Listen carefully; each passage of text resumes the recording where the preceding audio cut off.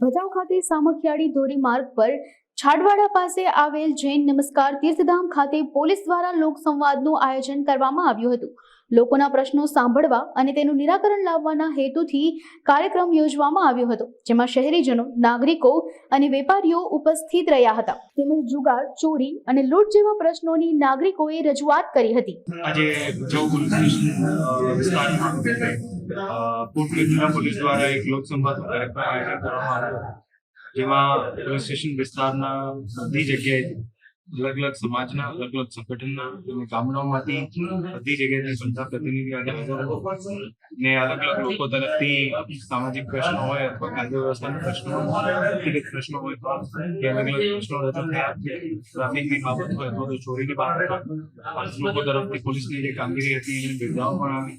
બધી બાબતો રજૂ થયા છે. એમાં ભવિષ્યમાં પણ જે છે પોલીસ દ્વારા સારી રીતે કામગીરીમાં કઈ રીતે સુધારો આવી શકે એ પણ જે ખાસ કરીને જોવામાં આવશે. અને અમુક જે પ્રશ્નો રજૂ થયા એમના જે સોલ્યુશન્સ છે, એમનું નિરાકરણ છે એ પણ કરવામાં આવશે.